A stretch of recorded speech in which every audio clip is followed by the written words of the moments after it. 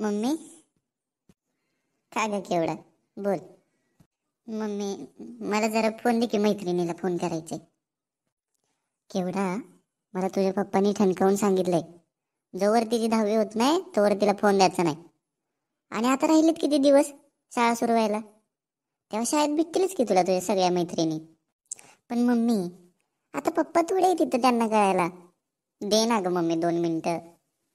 केवढा आपला नवरा आपल्या सोबत नाही, तो आपल्याला बघू शकत नाही, म्हणून दूर राहून आपण त्याच्याशी खोटं वागणं कितपत योग्य आहे बाळा.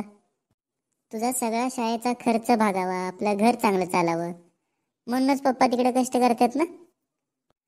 मग बाळा त्यांनाच अंधारात ठेवून आपल्याला उजेडाचं सुख कसं भेटेल बरं. नको देऊ माझी आई, नाही मागत फोन.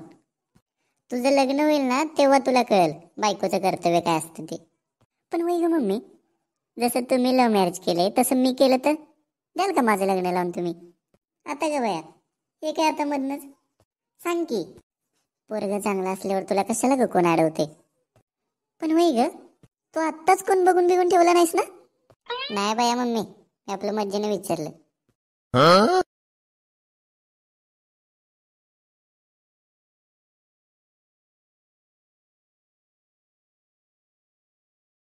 मधुकर, तू एकटाच आलास आणि अभिजित कुठे आहे?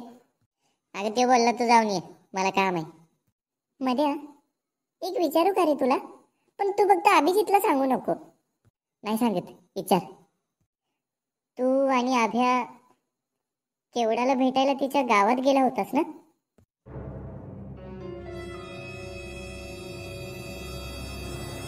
ए नाही रेशमी, तुला कोण म्हणलं आम्ही गावात गेलो होतो? मला ज्योती सांगत होती.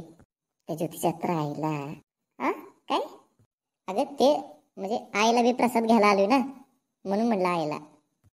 हाय का, थांब आणते. आणि अभिजितला पण द्यायला जाते. अगं त्याला कशाला घेऊन जातेस रेशमी? त्याला जर तुझ्याबद्दल काय वाटत असतं तर तो झाला नसतोय तुझ्याकडे प्रसाद घ्यायला. तू गप्पच बस मध्ये, मी बघते माझं मी काय करायचं ते. अभ्या, रेशमी तू? अगं तू कशाला आलीस प्रसाद घेऊन? हे काय, मी आत्ता तुझ्याकडेच येत होतो. माझ्याकडे येत होता, पण माझ्या घराकडे जायला तर रस्ता इकडून गेलाय ना. अगं म्हणजे थोड्या वेळाने येणार होतो. कधी येणार होतास? माणसं वाट बघून मेल्यावर? अबे खरं सांग, तू अजून पण ते केवढ्याच्या विचारात आहेस ना?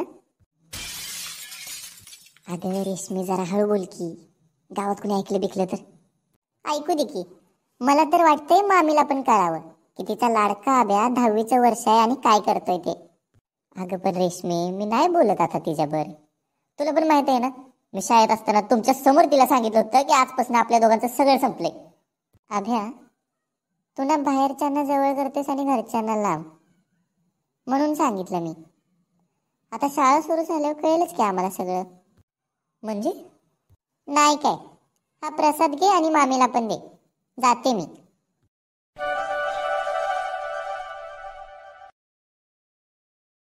काय बंटी शेठ, करमतंय का आत? अहो साहेब, हे जेल म्हणजे आता आपलं घर झालंय, त्यामुळे आता निवांत वाटतंय बघा इथं. आणि आता परवा जायचंच आहे की बाहेर, त्यामुळे आता काय एवढी घाय बरी नाही बंटी शेठ. पुन्हा तुम्हाला इथंच यायचं आहे की? आता इथे मी नाही येत, आता इथे येणार आभ्या आणि त्याचा भाव. अय आतंकवादी, इथनं बाहेर जाऊन जर काय राडा केलास तर या बारीगत नुसता जेलमध्ये टाकणार नाही, तर कुत्र्यागत मारून सुजवणार. हो साहेब, अहो कशाला ब्लड प्रेशर वाढवताय? अहो एकदा इथनं बाहेर जाऊ देव, मग बघा की बंटी शेठ काय करतोय ते. इथनं बाहेर जाऊन काय मंत्री बिंत्री होणार आहेस का काय?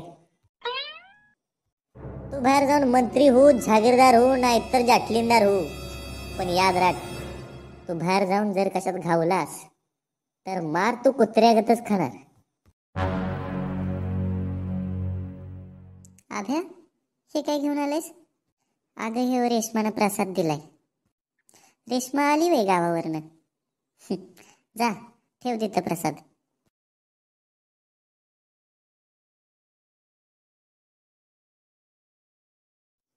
आय, तुला एक विचारू का ग?